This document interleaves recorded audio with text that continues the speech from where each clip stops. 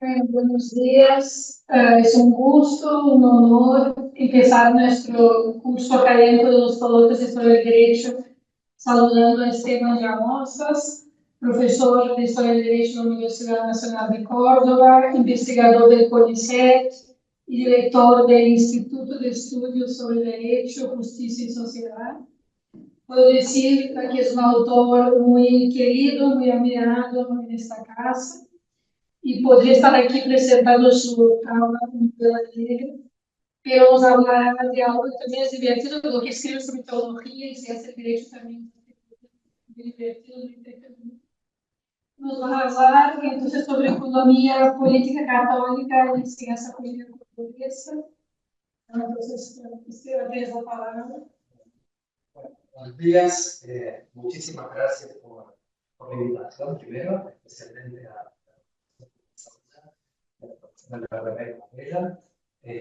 La verdad que es una gran alegría estar aquí, después de algún tiempo que no visitaba la universidad y a los colegas muy queridos, me encuentro muy a menudo en distintos lugares donde la historia del derecho me suele reunir. Así que bueno, eso primero, realmente una alegría poder venir a dialogar aquí con ustedes. Me siento un poco así como que los defraudo por no hablar de literatura, casi con la presentación de que no voy a hablar de las novelas, pero bueno, como presentaba Laura, voy a hablar de uno de los temas sobre los que estoy trabajando últimamente. Yo solía trabajar sobre el siglo XVIII, sobre literatura jurídica, enseñanza universitaria del derecho, bibliotecas, formación de los abogados, formación de los juristas, pero bueno, desde hace algunos años he saltado al siglo con los mismos temas, he pasado al siglo XIX. El primer paso lo di tratando bueno, de mirar un poco cómo se enseñaba el derecho constitucional a mitad del siglo XIX en la Universidad de Córdoba, porque bueno, justo eso coincidía con una preocupación de mi grupo de investigación, donde hay gente que, no es mi grupo, de nuestro grupo, donde hay gente que se está dedicando a esos temas, un Juan Ferrer, que trabajaba sobre las constituciones de Córdoba. Entonces yo que trabajaba sobre enseñanza universitaria, empecé con la intención de ver cómo eso que Juan trabajaba desde otros aspectos repercutía en las cátedras y en la enseñanza, y si eso que él veía tenía algún reflejo o algún impacto en los manuales, en las discusiones académicas, en los textos que se utilizaban en las cátedras. Entonces pasé el siglo XIX y me quedé. Y me fui bien recibido por el siglo XIX y me quedé en el siglo XIX. Entonces hice unos primeros trabajos en enseñanza del derecho constitucional en la mitad del siglo XIX y después pasé a la economía política, pero más o menos con la misma idea. La idea general podría decirse que era ver cómo recibían esas disciplinas que a primera vista podían considerarse novedosas en una universidad bastante tradicional y muy apegada todavía a los viejos modos jurisprudenciales y tópicos de enseñar el derecho, y con una formación de los juristas todavía evidentemente moldeada por esa impronta religiosa que determinaba toda la clave de la lectura jurídica. Entonces la idea era ver, bueno, qué pasaba con esta ciencia que todavía se consideraba nueva, la economía política, que había mutado de significado en ese tránsito del 18 al 19, que había pasado de la doméstica a la política, del gobierno en la casa al estudio científico de la circulación y la producción de la riqueza en espacios mayores. Entonces, bueno, esas eran mis preguntas iniciales. A ver qué se había hecho con esos materiales, cómo se los había leído en la Córdoba del siglo XIX, que era una Córdoba ya constitucional, y que aparentemente la primera idea indicaba que habían irrumpido nuevas ideas que venían, esa era la lectura historiográfica, al menos hasta ese momento que se hacía, que habían venido a quebrar las viejas nociones de un derecho todavía anclado en la tópica, el orden corporativo.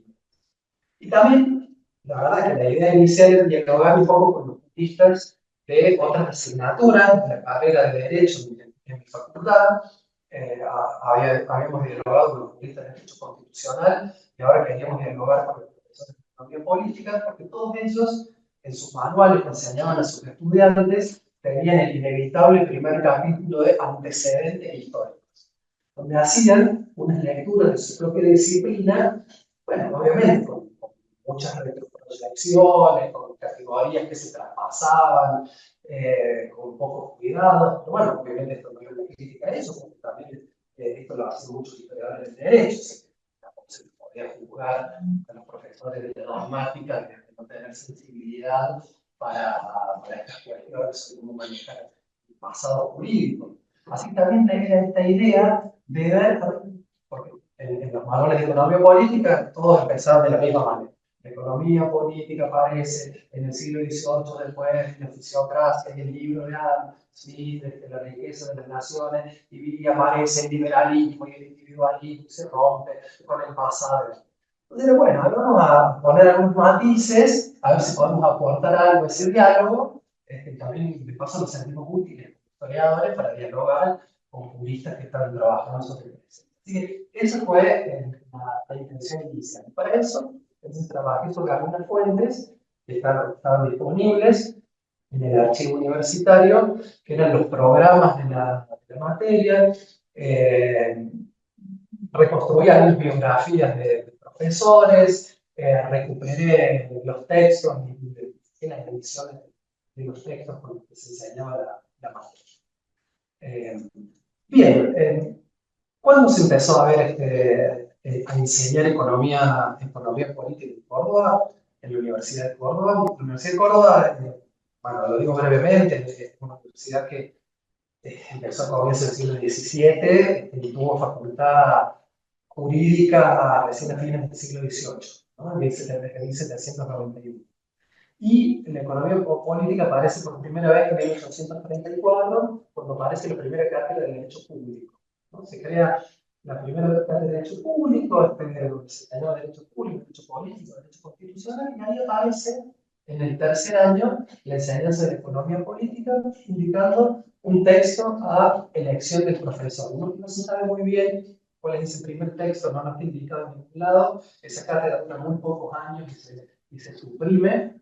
Entonces, no se dice en ningún lado qué texto se utiliza, pero es casi seguro que se utiliza el texto de un autor francés, Jean-Baptiste Say, que circulaba mucho, que tenía muchas traducciones, incluso circulaba mucho en España, y además había sido utilizado unos años antes en la Universidad de Buenos Aires, donde la cátedra se había creado pocos años antes, y uno de los profesores había sido Dalmacio Guinizante, que luego fue el autor del Código Civil Argentino, que había sido un texto. Se supone que es el texto, pero como fue una cátedra muy breve, no hay casi registro de su enseñanza. Lo que sí sabemos es que los autores que se utilizaban, que se llama Say,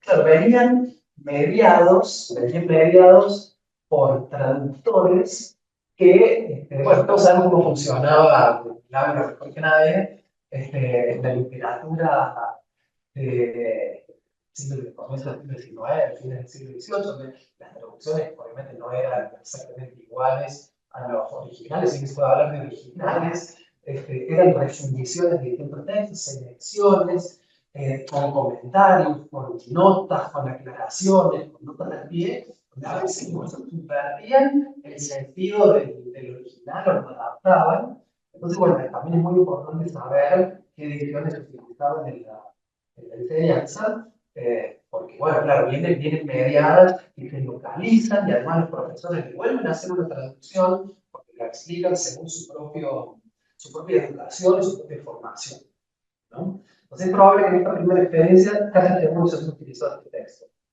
Pero yo me voy a centrar en la segunda etapa de enseñanza después de esta primera experiencia, que es de mitad del siglo XIX, cuando se empieza a enseñar Derecho Constitucional argentino en la Universidad de Córdoba, casi al mismo tiempo se crea otra vez la cátedra de Economía Política. Y ambas materias las dicta el mismo profesor. El mismo profesor dicta Derecho Constitucional Argentino, Economía Política y Derecho Natural y de Géneros.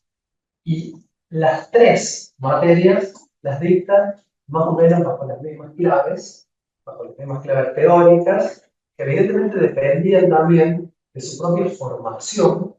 Ahora voy a hablar un poquito de cómo había, en qué universidad había estudiado él, qué cosas había aprendido, cómo había modelado su cultura jurídica, porque eso también nos puede ayudar a entender qué tipo de derecho constitucional, qué tipo de derecho natural y de gente, y qué tipo de economía política podía enseñar, ¿no? Cómo podía él, qué límites culturales tenía, qué posibilidades de lectura tenía de lo que se pensaba una novedad, ¿no? Evidentemente, claro, la economía política ya venía arrastrando en las facultades jurídicas algunos temores. Esa nueva ciencia, esa nueva disciplina, no sé cómo llamarla, que había cobrado mucha fuerza y muy asociada también al constitucionalismo temprano, porque parecía venir a brindar la nueva teoría económica del liberalismo para garantizar los derechos que las constituciones empezaban a reflejar y también a brindar nociones técnicas para la administración de esos nuevos estados, con todas las comillas, que empezaban a organizarse. Claro, no había tenido un trayecto o una experiencia de instalación en las universidades, sobre todo en las universidades hispanas, que había sido pacífico, ¿no? Es que fue una nueva materia que entró sin discusión. Sin entrar en demasiados detalles, hay numerosos testimonios de los temores, sobre todo en las primeras décadas del siglo XIX, que la enseñanza o la incorporación de esta nueva enseñanza despierta.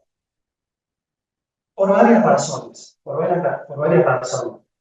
Primero, porque muchos preferían seguir enseñando las viejas nociones de economía basadas en Aristóteles o en las leyes del reino, más orgánicas, y no leer los nuevos textos ni siquiera traducidos.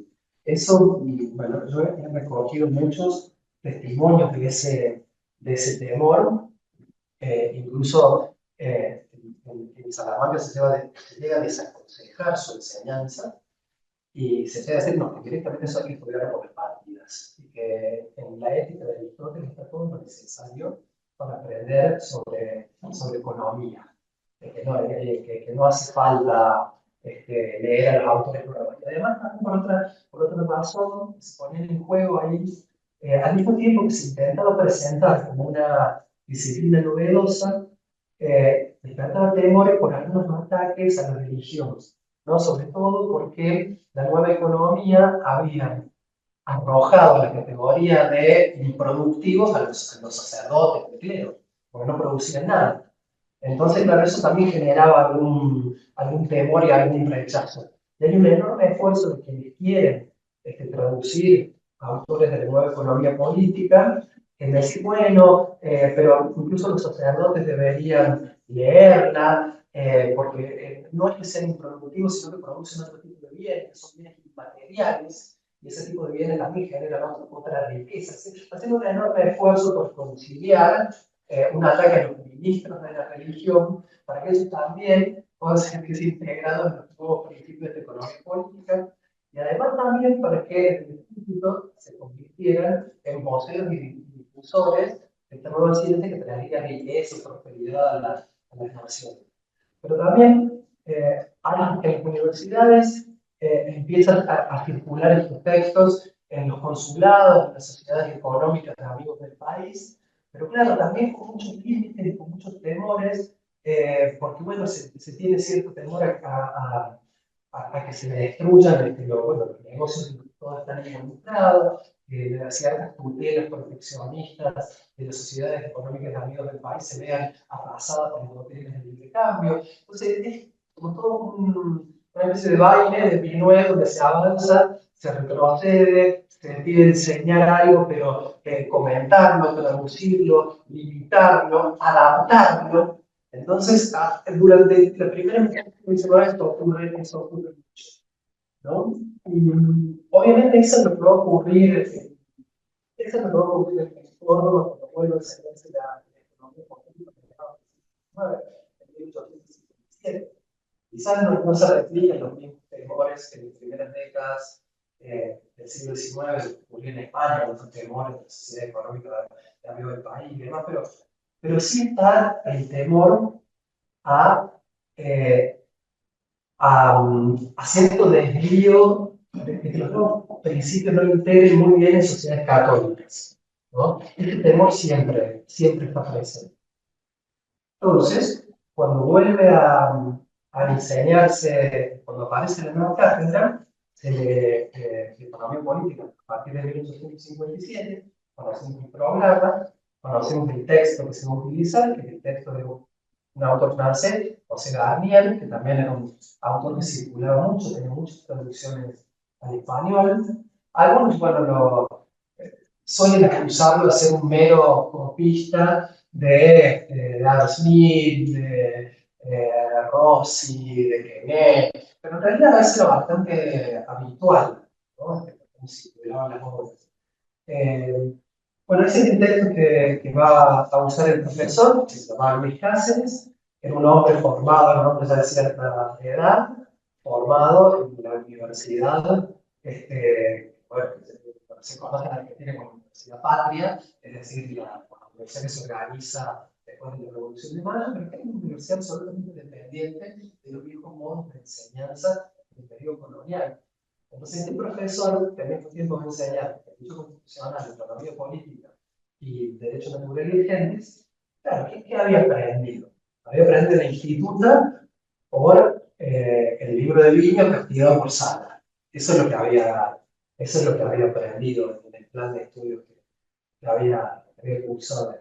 Había aprendido Derecho Canónico, había aprendido las leyes de Toro, algunas nociones de prácticas sobre el procedimiento, es decir, bueno, las nuevas leyes que habían del nuevo orden patrio que habían comenzado a sancionarse, pero siempre comparadas con las leyes de Toro, la vieja legislación castellana, pero sobre todo había adquirido una noción del derecho de profunda raíz naturalista y cosmovisión católica de interpretación doctrinal del derecho, que además le permitía y lo había moldeado para adaptarse fácilmente, porque esa idea de la solución probable, de tranquilidad, de adaptarnos a los casos concretos y los problemas y dilemas que se le presentaban, le permitía adaptarse a las nuevas situaciones políticas y a las nuevas situaciones jurídicas sin ninguna dificultad.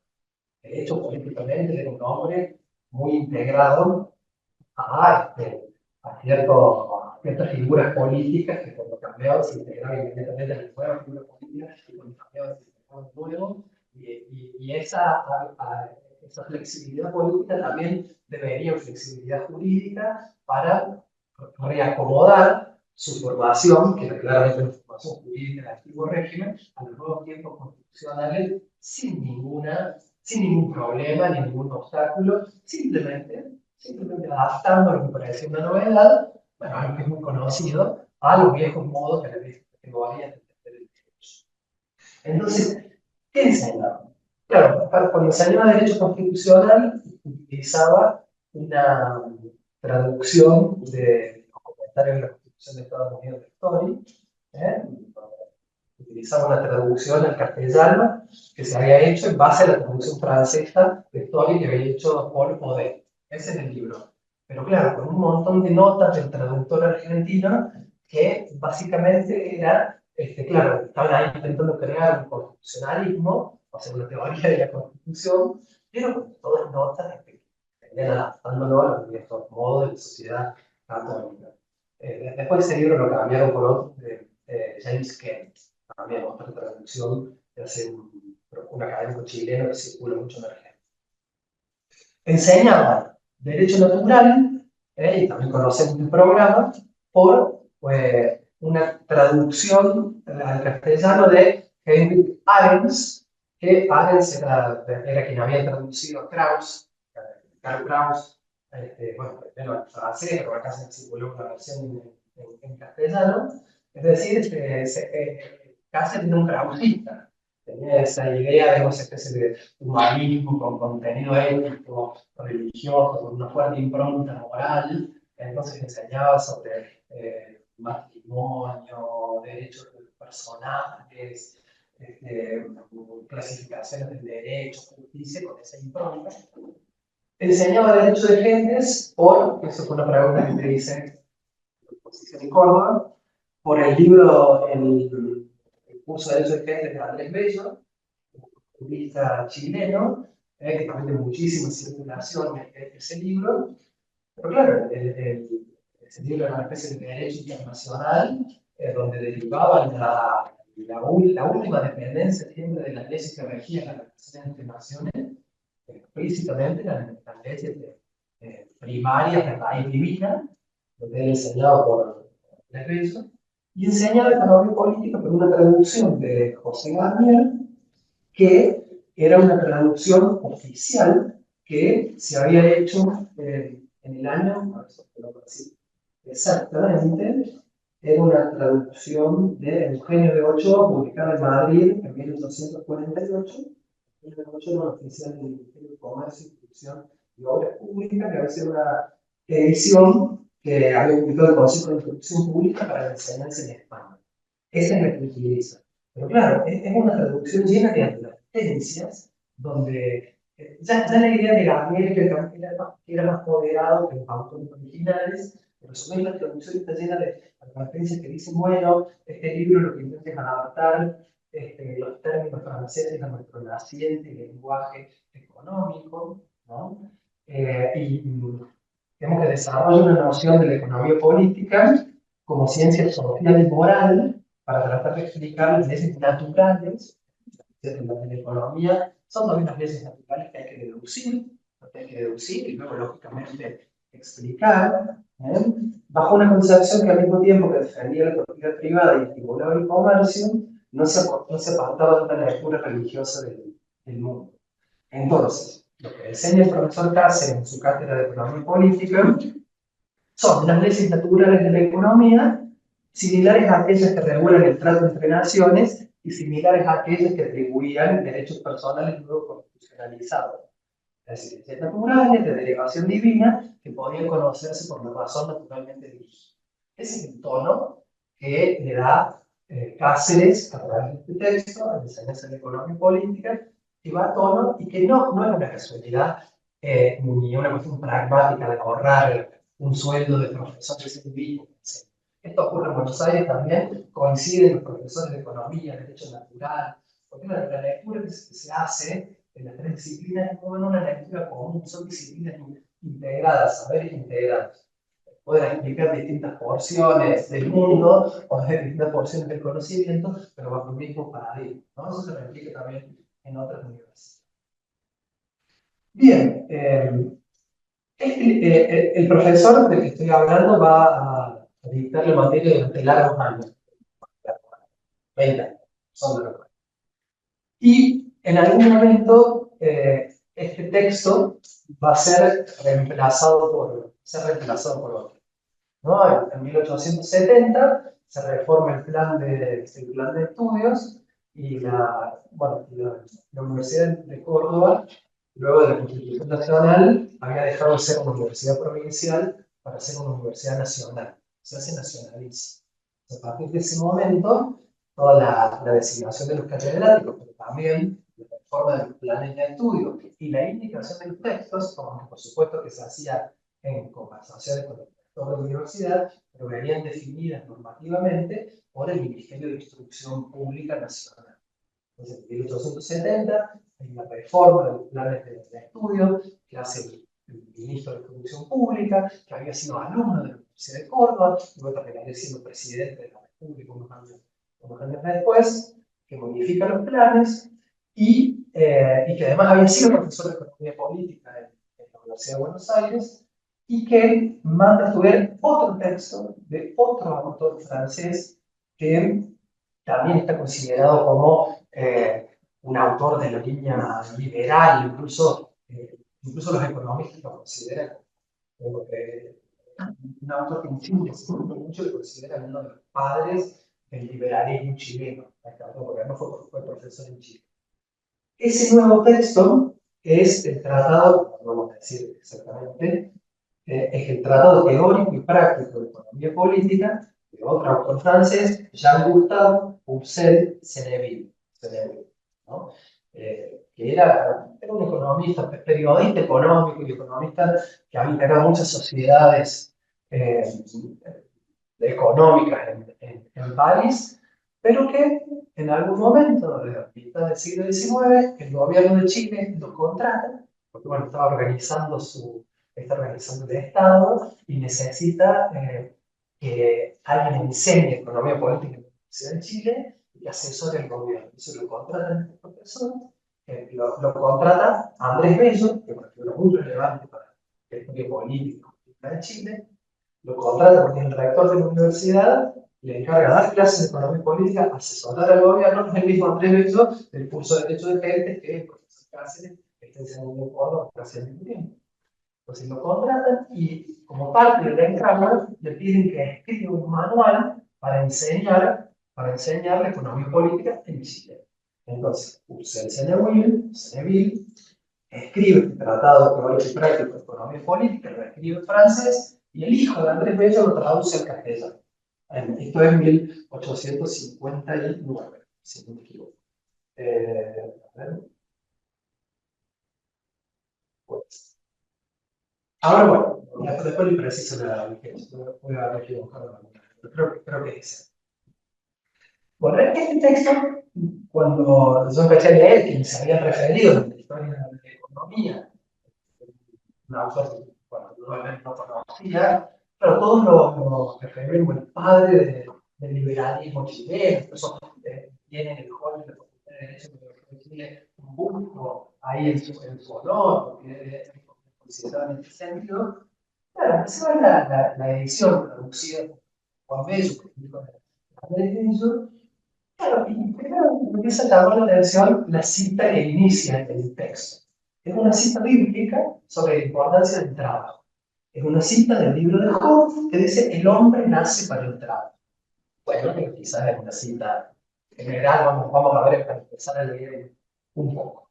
Entonces empiezo a ver otra vez lo que más me interesaba dentro del libro, que eran las notas del traductor, los prólogos, todo lo que son los paratextos, que por ahí contextualizan un poco el modo el tipo de lectura que permite del libro. Entonces, claro, empiezo a ver que el libro está plagado de referencias aristotélicas, organicistas, sobre la importancia de la familia, de la familia como el núcleo de las repúblicas, el trabajo como un nutriente de la riqueza y la necesidad de proteger la industria y el trabajo, porque la verdadera riqueza nace de allí, y nociones sobre el rol de la mujer, y nociones y el rol de los padres de familia. Entonces, claro, yo que quería, que uno de mis objetivos iniciales había sido ver si la vieja noción económica, la economía gestional, paternalista, familiar, de algún modo se había disuelto en ese tránsito del siglo XIX y ya había desaparecido bajo el empuje arrasador del individualismo liberal. Claro, me encuentro que quien era considerado el padre del liberalismo y de la nueva economía liberal chilena, había escrito un libro, o había traducido su libro, con todas estas nociones que parecían dar cuenta de la noción antigua, del momento de la casa, de la familia. Parecía estar leyendo esa literatura de los padres de familia, de cómo administrar la finca.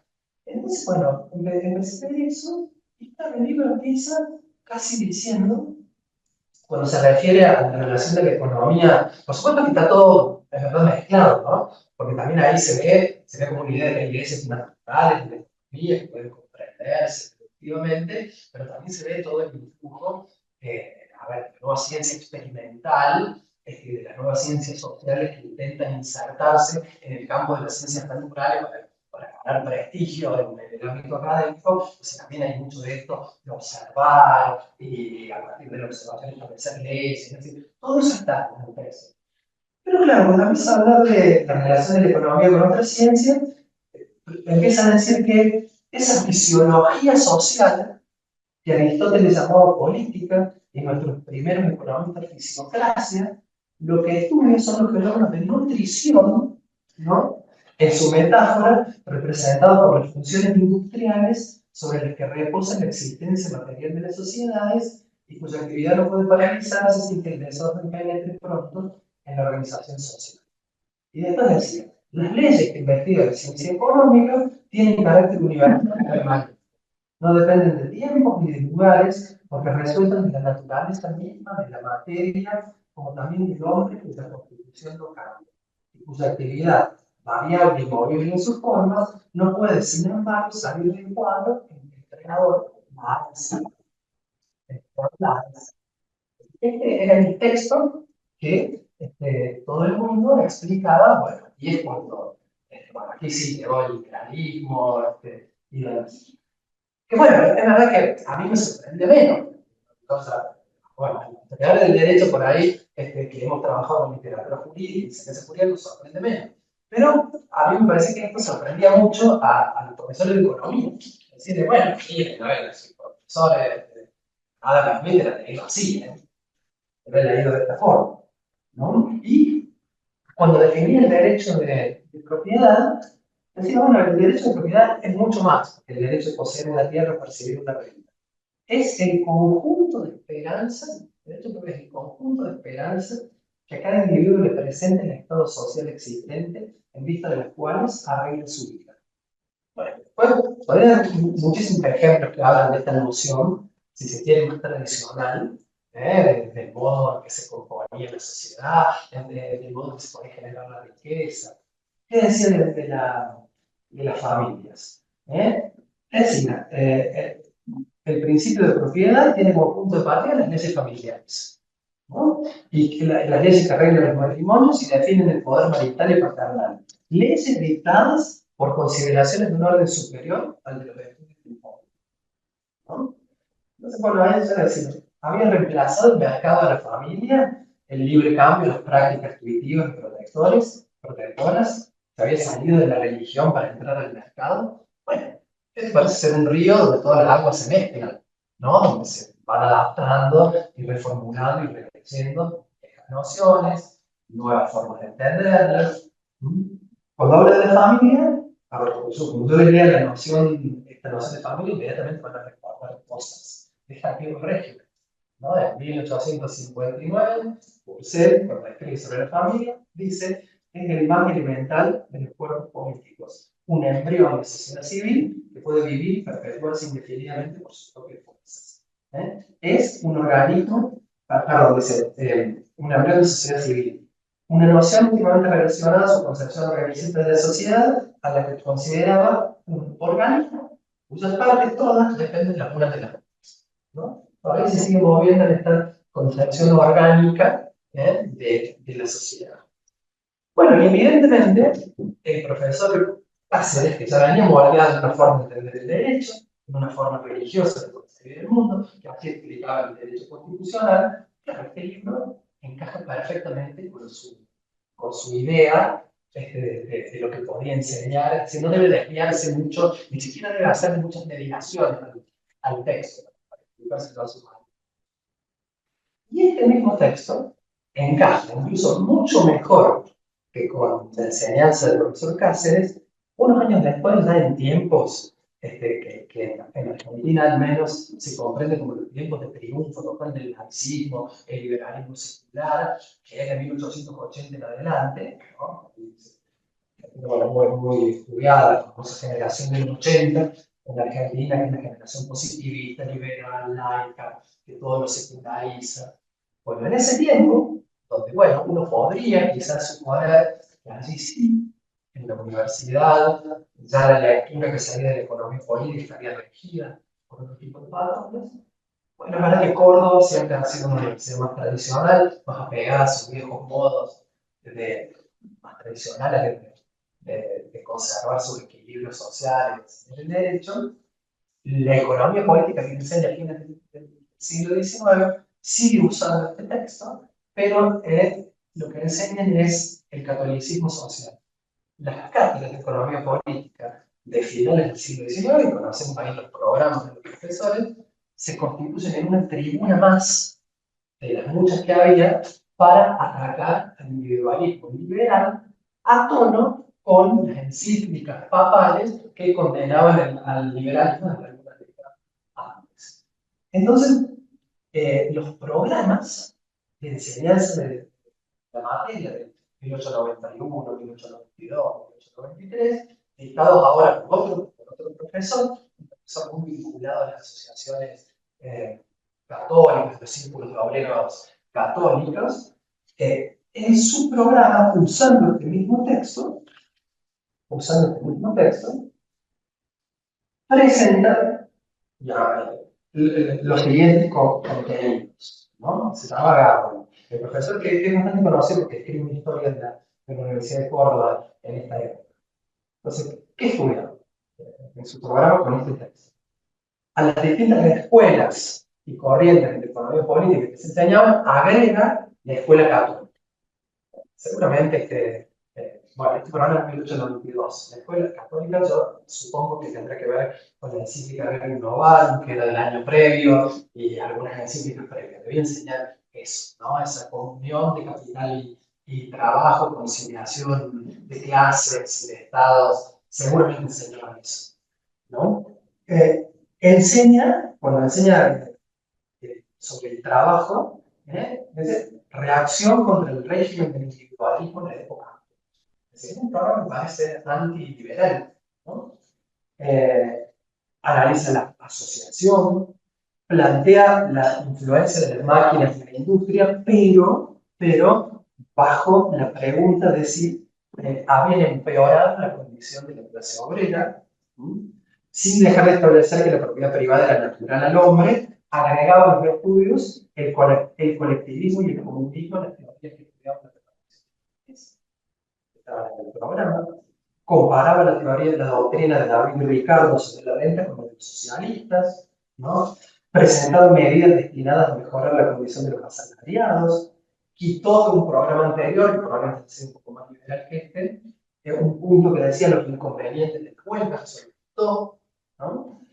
Trató las causas del pauperismo y de la indigencia en los tiempos modernos, ¿no? Y todo eso en un contexto donde además este profesor estaba completamente alineado a la doctrina de Iglesia. Es decir, su postura podría explicarse antiliberal y más social en términos económicos, pero muy conservadora en cuanto a su postura sobre el culto y demás, porque al mismo tiempo que enseña esto en economía política, dirige tesis sobre la libertad de culto, considerada casi una herejía. Estamos en 1892, está diciendo lo que trajo la Constitución es una locura. Es una locura. Eso para dar un poco el contexto de la formación del profesor. Diciendo, no, las sociedades tienen que ser monolíticas, la libertad, si hay una religión verdadera, permitir otras es un error, porque lo único que hace es disgregar. Es disgregar, dividir, y lo que se necesita es unidad, entonces la libertad de culto es un problema.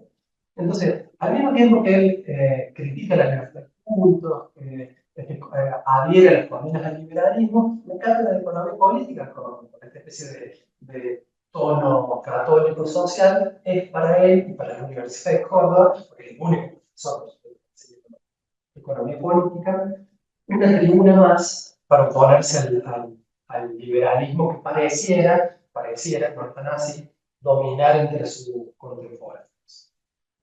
Bueno, para cerrar de algún modo y pues permitir la conversación. Si la economía había pasado de la doméstica al liberalismo, si eso es lo que entendíamos, en la Universidad de Córdoba, en algún momento pareció hacer el viaje de regreso hacia las antiguas nociones corporativas, paternales y católicas. Algo que no resulta muy diferente a lo que había sucedido al mismo tiempo con la Constitución, donde también se presentaba el nuevo constitucionalismo bajo claves de comprensión bastante similares. Obviamente que una de las explicaciones de eso, tanto de la formación, de la educación jurídica de los profesores, tenía que ver que tanto Constitución como economía se interpretaban bajo unas nociones naturalistas, católicas, que se venían arrastrando desde hacía mucho tiempo y forman parte de esta antigua tradición de la enseñanza jurídica de la Universidad de Córdoba. Entonces, los testimonios y las evidencias para esto que digo son muchas en la universidad. La enseñanza del primer profesor del cable Cáceres, las elaboraciones pragmáticas que hizo de los textos de derecho constitucional, la lectura del derecho de género de Bello, la enseñanza causista de Arens, la utilización del libro más moderado de Garnier, y en la segunda etapa, el libro de Cousel-Seneuil y todos los programas que les he explicado por otros profesores. Hay entonces unas evidencias, unos indicios muy potentes para defender la enseñanza de la economía política cordobesa de cualquier idea ingenua que asuma una recepción lineal del liberalismo. Mediado por traducciones, límites culturales y coyunturas políticas, nos encontramos así con una versión local y mestiza, sucedía en muchos lugares, una versión muy típica de las sociedades católicas, inserta en cosmovisión naturalista que tendía puentes entre la vieja y la nueva economía, ¿no? La Córdoba universitaria, de la segunda mitad del siglo XIX, por propia percepción de su identidad histórica y religiosa, sospechaba del nuevo orden constitucional y liberal que había venido a desintegrar las redes tutelares del antiguo, corporativo y doméstico, y así actuaba, así enseñaba, así podía ser. Así que bueno, termino así entonces con mi presentación para tener tiempo de conversa.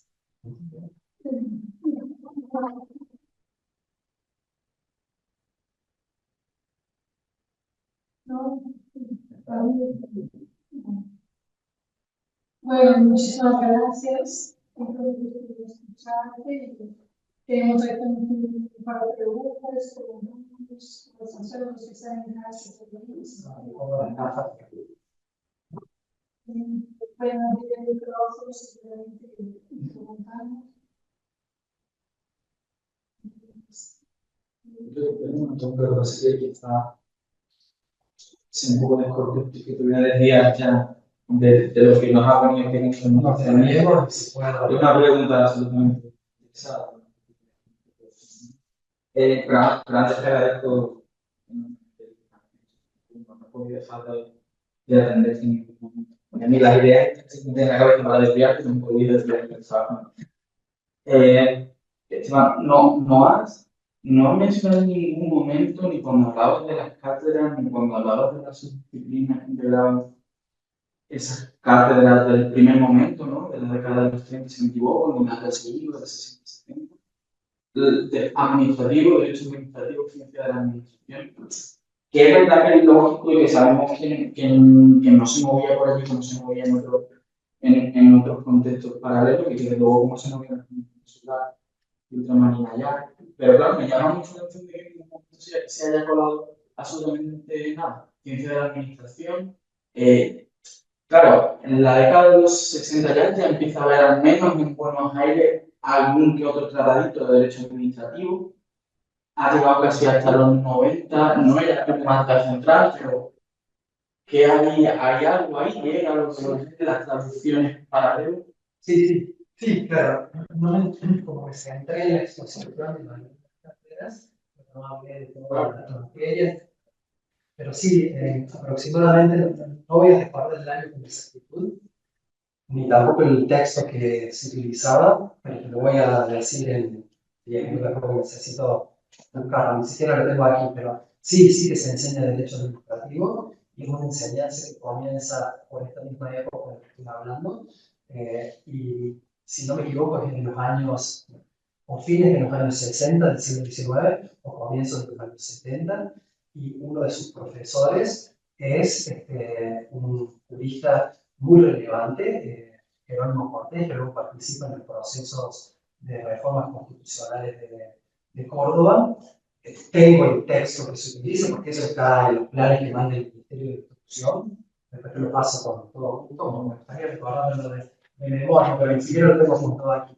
Pero sí, es una enseñanza que está en la Universidad de Córdoba, que aparece, no la dicta este profesor, seguro que no la dicta este profesor, pero que sí está en los planes de estudio, vamos a ir, que no se va nunca de los planes hasta hoy, incluso hay algunas investigaciones de las que puedo pasar los títulos sobre la historia de la cátedra de Derecho Administrativo, que es verdad que son más bien, si se quiere, biográficas sobre los catedráticos, pero que al menos tiene toda la información primaria que te puede servir de cuando empezó, el docente, sabe qué programa seguía, ¿no? Qué temas trata. Eso. La pregunta por la conexión, porque que no haya aparecido obedece efectivamente a que en ningún momento, porque las primeras cátedras en España se llaman así, la de los años 30-40, derecho político o de constitución político, público y administrativo, político y administrativo, es decir, va uno ahí, No, absolutamente diferenciado del no, beneficio. separado y sí, si era como parte, no como profesor, título. No, mira, la primera carrera de Derecho Público, que yo me referí rápidamente para hacer la exposición, la ley 864, se llamaba Cátedra de Derecho Público, Político y Legislación, ¿no? Y ahí es donde aparece la economía política. Después de la Constitución, en el siglo XIX, en la segunda mitad del siglo XIX, aparece una cátedra de Derecho Constitucional argentino. Así. Y solamente se enseña la Constitución bajo una vía comparativa. La idea era comparar la Constitución de Estados Unidos con la nueva Constitución argentina y sobre todo analizar, como no había constitucionalismo, sobre todo lo que se analizaba eran los fallos de Corte norteamericana para ver cómo se habían solucionado las primeras cuestiones, ¿no? Pero no, ahí no aparece el derecho administrativo. La economía política está aparte, el derecho administrativo y vigente está aparte, y cuando aparece unos años después, porque aparece, estoy seguro que es después de esta materia, aparece como derecho administrativo. Habría que hacer en la lista si luego esa materia se refunde o reúne con otra, luego vuelve a independizarse. Eso no te lo puedo responder ahora, porque la verdad no lo he visto, pero sí. Pero lo he conversado mucho esto con Beraldi, con Nicolás Beraldi, que tiene una línea interesada para sus propias investigaciones, y le he pasado las mismas cosas que te voy a pasar ahora, que no me ayuda. Pero sí, pero no estamos juntos, eso te lo puedo asegurar. Antes, volviendo a la pregunta de Antonio, por ejemplo, Teodosio Lares, que escribe no mexicano, él es otro autor de ese también. Se llama Matriz. Sí, sobre todo en ciencia de la administración, que es muy parecida a la de Bonín, ¿no? Es que es muy parecida mucho más parecida a la economía política que a algo mucho más justificado. Entonces, claro, Bueno, habría que ver si este profesor, porque, mira, en uno de los programas, creo que lo tengo acá, para mencionarlo, en uno de los programas de economía política del año 90, es un autor que aparece allí. Segundo,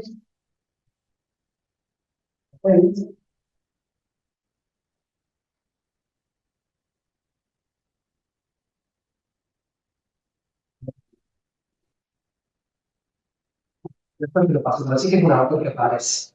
Entonces, probablemente salga algún vínculo y después se haya separado, pero bueno, no. España llega a los años 30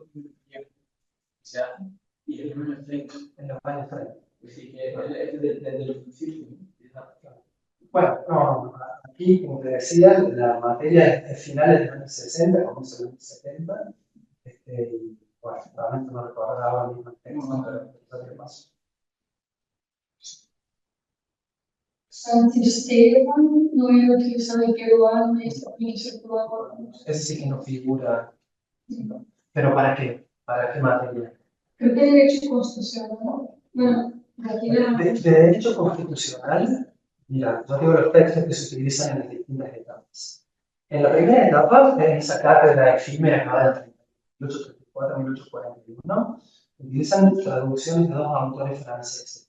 Uno es Albert Fritot, ¿no? Pero también una traducción, eh, no me acuerdo quién la hace, pero también con unas nociones muy orgánicas de la sociedad, del derecho político y del derecho de gente también. Y después usan una traducción de Benjamin Constant para enseñar el derecho constitucional. Utilizan, eso sí estoy seguro, una traducción que se hace en España de Marcial López, que es una traducción que se hace después de Cádiz. Y esa es la que se usa, y el profesor también. Ahí es una traducción, es una refundición de dos obras de Constant. Esa es la que se usa en el primer periodo. En el segundo periodo, en 1856, se usa una traducción de Story, que eso lo dije, un comentario de la Constitución de Estados Unidos, que es una traducción que hace un jurista argentino que se llama Nicolás Calvo, que la va publicando por etapas en un periódico, porque la va haciendo al mismo tiempo que se está por reformar la Constitución en la Argentina. Entonces él quiere que los convencionales que van a reformar la Constitución conozcan principios del constitucionalismo norteamericano. Entonces es una especie de novela para entregas, va traduciendo capítulos y le va sacando así, y después la termina publicando como libro, pero esa traducción se basa no en la versión norteamericana, sino en la traducción francesa, ¿no? De hecho hay un pequeño lío en la Universidad de Córdoba, porque como ya se está enseñando el derecho constitucional, se sabe que Nicolás Calvo está haciendo la traducción, pero todavía no está lista, el profesor manda a seguir la versión francesa, y los estudiantes hacen un escándalo porque no comprenden francés, no saben francés, y se quejan al bebé que no pueden estudiar porque no entienden el francés. El profesor, con mucha ingenuidad, con mucho optimismo, había dicho que el francés podía entenderse fácilmente, a que se podía aprender rápidamente. Eso lo obliga a suspender el curso hasta que aparezca la traducción de Nicolás Calvo de Story, se envíen 12 ejemplares a la biblioteca de la universidad y sea el texto utilizado. Y unos años después lo reemplazan con otro libro que es una traducción de James Kent, ¿no? De la jurisprudencia, bueno, no me acuerdo el título exacto, pero es una traducción que hace un jurista chileno. Es una época de mucha relación entre la Universidad de Córdoba y Chile, ¿no? El libro de Andrés Bello, la traducción de Purcell, la traducción que hace Carrasco Albano, que es no sé si es un jurista, al menos un literato chileno con alguna noción de derecho, que traduce a Kent para que se utilice en Córdoba, supuestamente porque tenía mejor sistema que la antigua traducción de todo. Esos son los textos que se utilizan no sé, para la enseñanza de derecho constitucional. Fritot, con dos traducciones, ¿no? Fritot, Constant, Story, Kent. Eso sería. Y de San Esteban no hay. No, pero no utilizarían México. Está en instrucción pública. claro, ese no, la verdad que no hay ninguna referencia, ninguna noticia.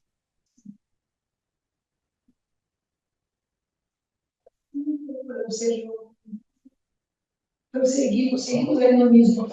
Nos voy dos preguntas así muy. Bueno, claro que me encanta el trabajo, hacer que sí, pues tu seguidor, nosotros. Y la sensación siempre es un poco, ¿no? Ellos enseñan economía política para encajar la lectura de la religión, traducen derecho natural, no por la doctrina de derecho natural, o por un racionalismo, sino para hacer también lecturas sobre religión, para fundamentación religiosa, de orden. Y entonces, dos cosas. La primera etapa, estaba intentando aquí apuntar una cronología a partir de lo que tú estabas diciendo, enseñanza de economía política en este contexto. En la primera etapa aparece, es una pregunta, aparece el tema de la crítica, por ejemplo, al lujo, que es uno de los grandes temas de finales del siglo XVIII, no asociado a la literatura de la economía política, lujo, amor propio, interés, esos conceptos ahí desestabilizadores del orden de la monarquía católica, eso sería una cosa, no sé si aparece, porque no has mencionado tanto los temas, porque nos has dado un panorama y no sé si entra ahí, sobre todo la primera etapa. Y la otra sería un poco así, ¿no? Intentando la cronología, 1834-41, la Carta de Efímera, luego ya años 70, no 80, puede ser aquela coisa que mencionabas, el CNV, la traducción CNV, etc. Y ya a finales del 19, la doctrina social de la Iglesia, muy fuertes, un poco esas tres etapas que más o menos identifico. Y claro, la línea común es lo que llamaríamos, lo has llamado el antiliberalismo, un poco. Esta doctrina social de la Iglesia alimenta luego, años 20, lecturas fascistas, una de las críticas fascistas, el corporativismo, diríamos. Y entonces un poco, claro, el antiliberalismo. Y el problema que se nos, la pregunta que yo tengo que contestar, se aprovecho que tú estás aquí. Que a mí me acusa de esta pregunta,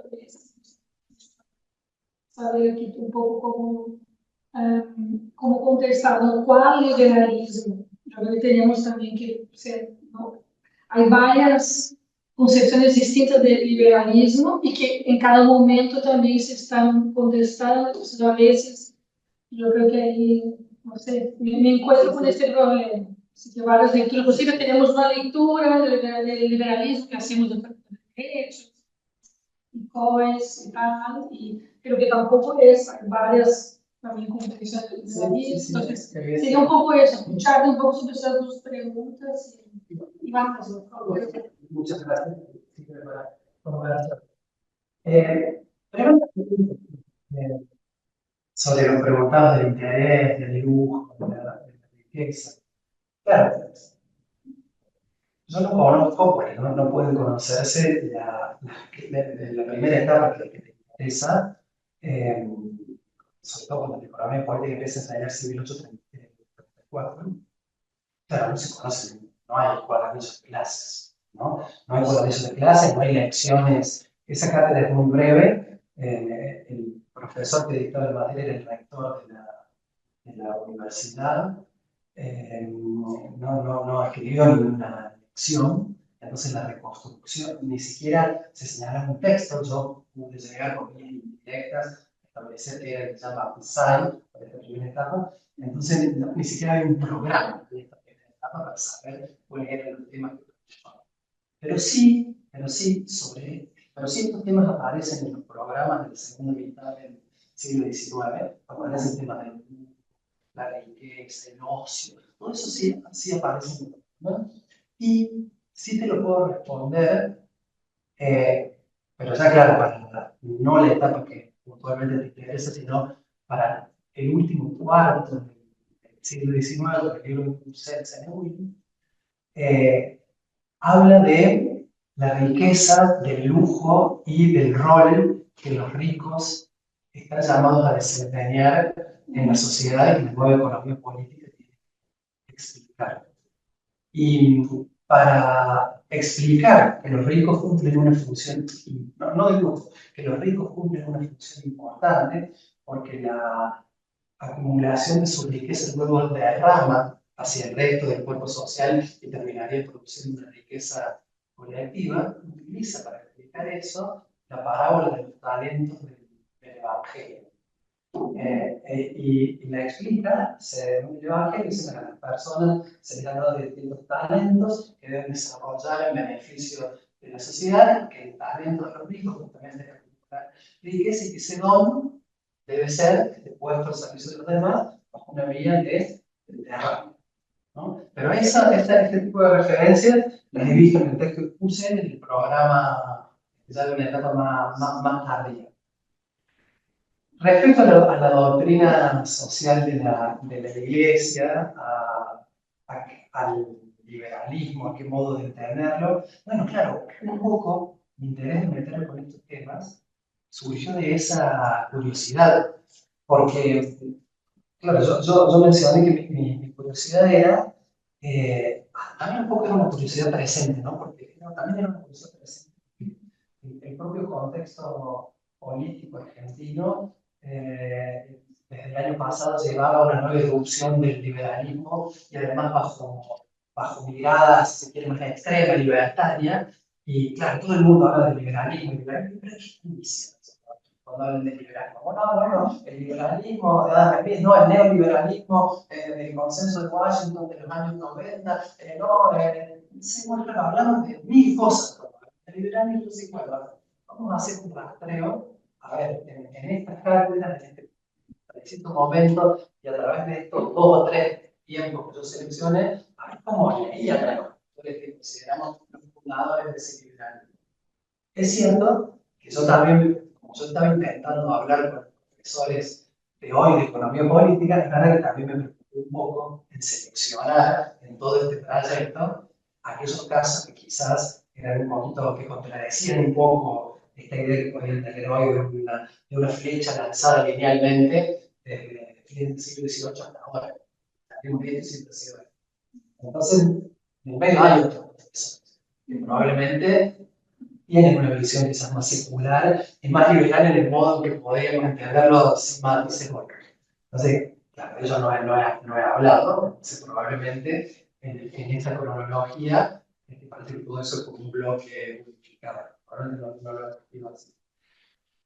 Ahora, ¿cómo esa noción del catolicismo social después llega a las primeras décadas del siglo XX y cómo eso lucha con una nueva idea del liberalismo, cómo eso se convierte en una noción corporativa cercana a la idea europea del fascismo y demás?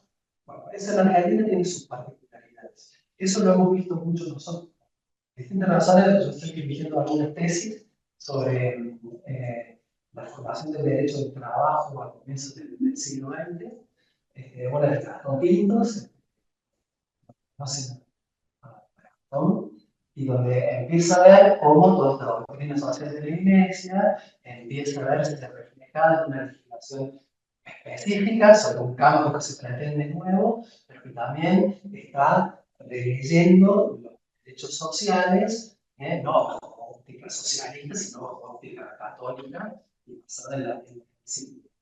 Ahora, todo esto, en la propia experiencia argentina, no va a reconducir hacia, digamos, fascismo, protofascismo, aunque desde una visión realmente más europea pueda relacionárselo, sino que esto va a ser reconducido hacia el peronismo. El peronismo es una experiencia argentina que tiene muchos matices y muchas particularidades, donde todos los derechos sociales y el antiliberalismo van a canalizar ahí a través de un combo que va a ser muy difícil de entender en términos estrictamente de izquierdas y derechas, porque es una mezcla de doctrinas sociales de la Iglesia, pizcas de socialismo, humanismo, verticalismo político, por supuesto, cierta admiración a la organización del fascismo italiano, sin duda, y sobre todo a la organización del ejército y a los gremios, que eso toma para organizar el sindicato Perón. Entonces, todo eso va a ser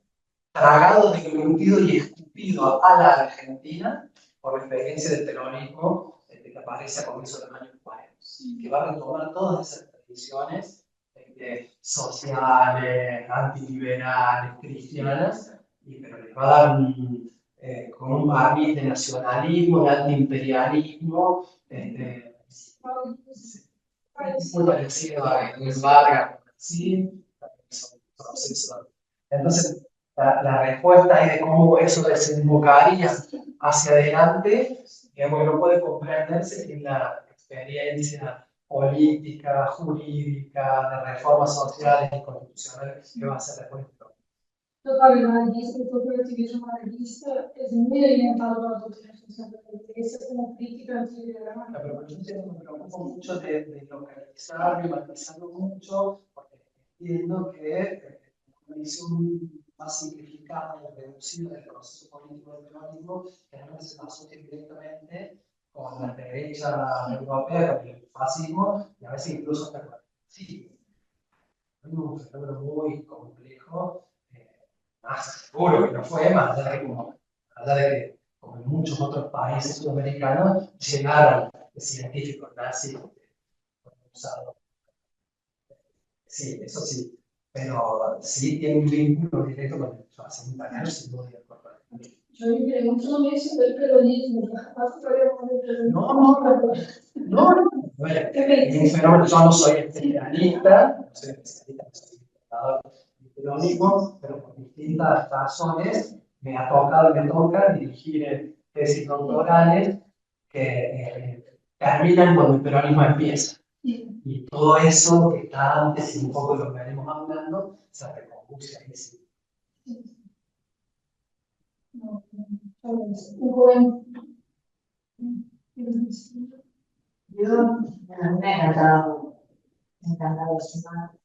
Y nada, soy simplemente estaba pensando en la política más. Hay distintas tesis, o sea, más allá se va notando determinada cronología de la materia, más allá de la cátedra. Y ya has mencionado varios casos de comunicación entre catedráticos de economía, la universidad y política, ¿no? Eso va aumentando a lo largo del siglo, hay mucha comunicación. Sí, bueno, empiezo por ahí. Sí, claro, es que en realidad estamos hablando de pocas personas. Podríamos hacer una élite de profesores que además son también quienes participan en las legislaturas locales, en los tribunales de justicia, y luego son los diputados que van al Congreso. Y son cinco, cuando estudias, son 5 o 6 personas que están en todo, que son los que redactan las constituciones universitarias, y eso está muy bien porque en todos los ámbitos en los que participan, además son juristas, digamos, profesionales especializados, son juristas, políticos, escritores, diplomáticos, todo al mismo tiempo, pero en todos sus campos de actuación uno puede percibir la misma cosmovisión del derecho, de la política. Entonces, sí, se los puede rastrear en el tiempo en distintos ámbitos de actuación, porque son pocas personas.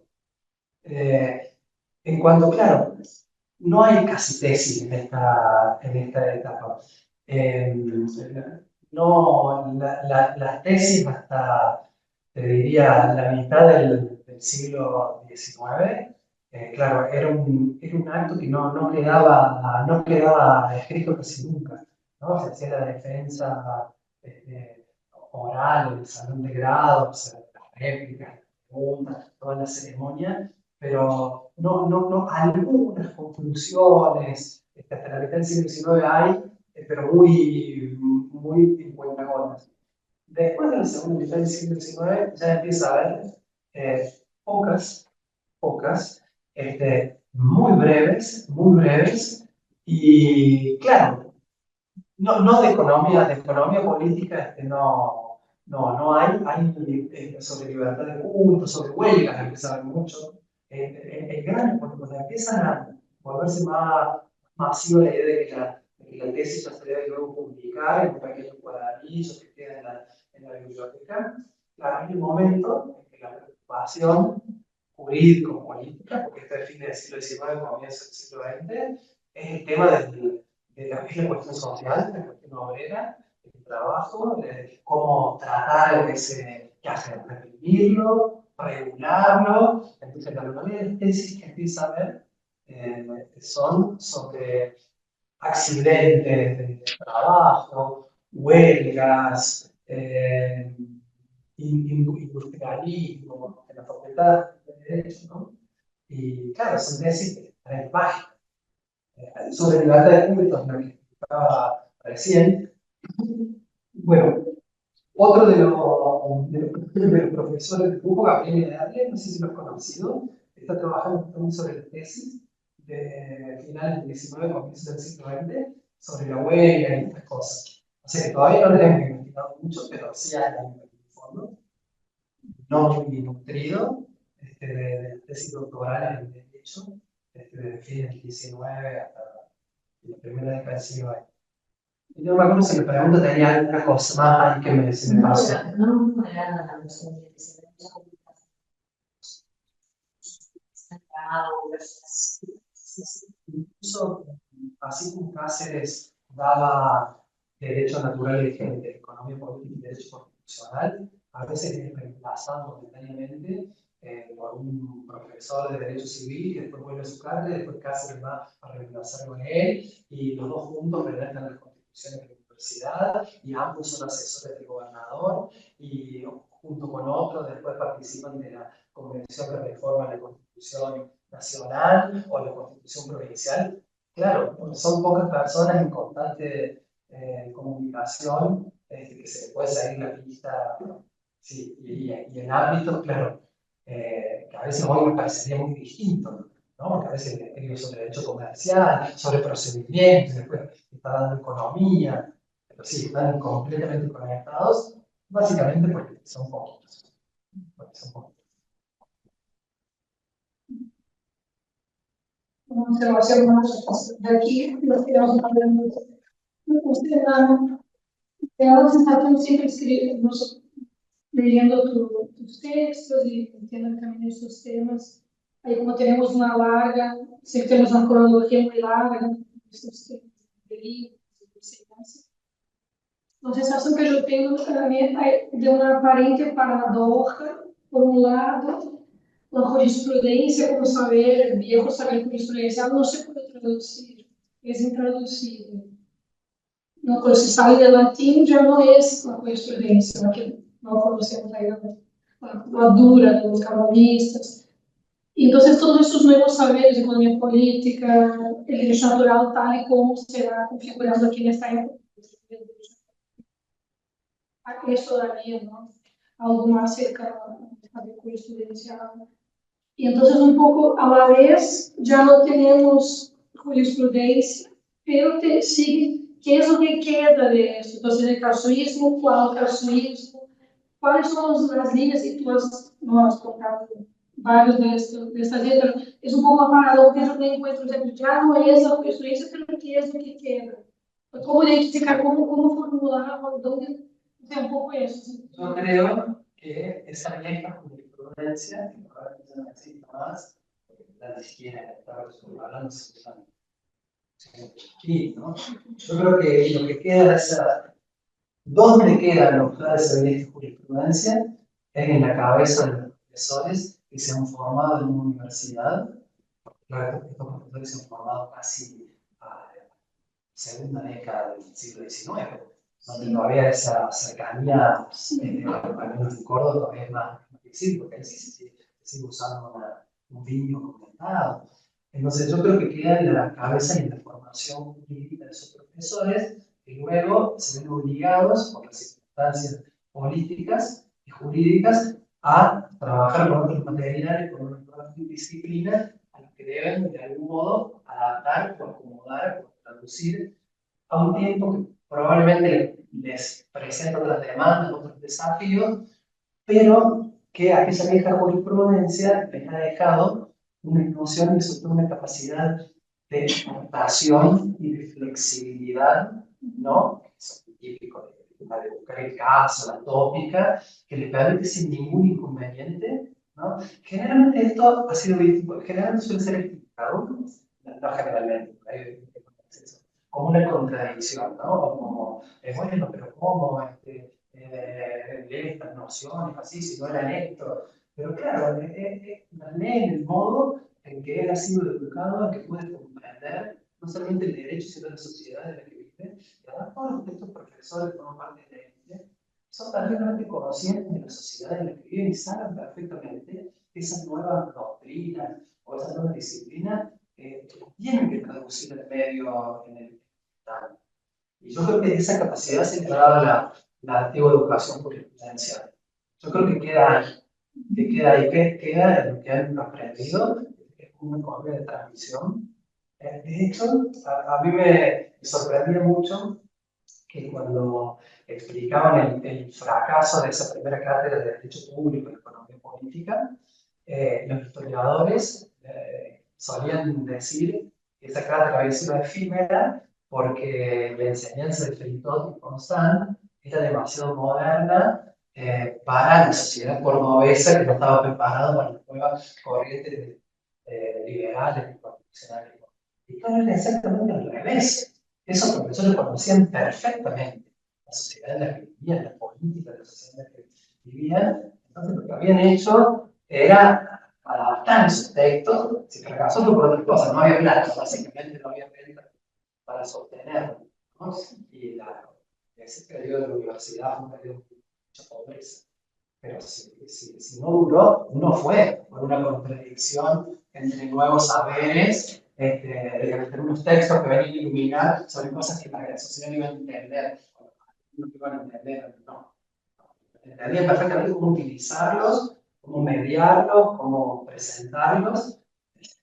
La cátedra llamada de Derecho Público, Político y Justicia, las viejas cátedras de Derecho Público y Derecho Pasar, el propio título es muy... Así bueno, también un poco, es lo que yo decía, mi intención era un poco hablar también porque todas estas nociones, claro, de la antigua economía, que se recomienda la economía política, la lectura constitucional que se puede hacer bajo antiguas categorías tradicionales, bueno, son cuestiones que para que los estudiantes de derecho, con mayor o menor entusiasmo según nuestras áreas, venimos conversando hace tiempo, ¿no? Bueno, igual hay muchos que de derecho, menos nuestras escuelas argentinas, que todavía no, esto también es algo novedoso, ¿no? Pero es algo que en los círculos donde nos movemos, ya es algo bastante aceptado. Pero como a mí me interesa mucho dialogar con los profesores que enseñan derecho actual, derecho vigente, bueno, esto me parecía una buena puerta de entrada para discutiendo las nociones de constitución, liberalismo, economía en el pasado, poder llegar al menos a la idea de que hoy también hay distintas visiones y nociones. Así como hoy hay distintas, también en el pasado había distintas formas de entenderlo, de mediarlo, y que entonces no se pueden hacer esas líneas evolutivas extras. Y bueno, un poquito también es la intención inicial. Ahora me odian todos los profesores de economía y política. Que enseñan. No, ahora los profesores de economía y política enseñan a partir del inevitable capítulo histórico que presenta por el antecedente, que es un término que ya te dice mucho de cómo piensa en el pasado, ¿no? Que es algo que fue preparando la economía política y liberal, ¿no? Y entonces te hacen una pequeña historia de Smith, David Ricardo, Malthus, después vamos pasando por los autores de Keynes, pero enseñan eso, la administración financiera del Estado, también de la renta, circulación de la riqueza. Sí, no sé, podríamos ver ahora los programas actuales, salvo los capítulos históricos, no le prestaron mucha atención.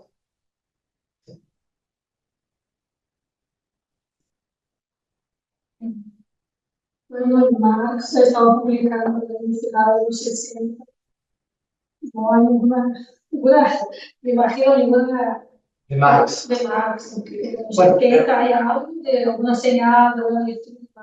Bueno, la única referencia en el programa que mencioné, donde se menciona comparar los orígenes del socialismo y del comunismo con, creo que la teoría de la renta de David Ricardo.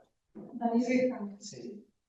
Marx es aquel No, eso, pensarlo a eso, más allá de, a mí me sorprendió mucho esa mención, porque pensar eso en esa Universidad de Córdoba, en ese momento, era impensable.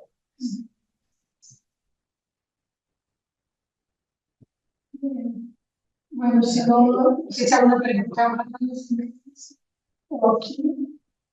Bueno, espero haber respondido todo, porque claro, algunas cosas no me las acuerdo de memoria, te las voy a pasar, y no sé si algunas de las preguntas puntuales te las puedo responder, pero bueno, creo que más o menos habrán podido dar alguna conformidad con respuesta más general. Bueno, pues no tenemos más preguntas. Damos por terminada la sesión. Muchas gracias. Y ahora nos espera ahí una comida. Muchísimas gracias por la invitación. Siempre iba a decir un placer, pero en realidad es como una alegría, la verdad, poder presentar los temas y además conversar así, y sobre todo pensar sobre muchas cosas que dicen, que las voy a llevar ahí apuntadas para, como lecturas o reflexiones, y sobre todo a hablar de historias jurídicas así tan amigablemente y con profundidad, ¿no? Que obliga a reflexionar. Así que muy agradecido de la siempre. Muchísimas gracias.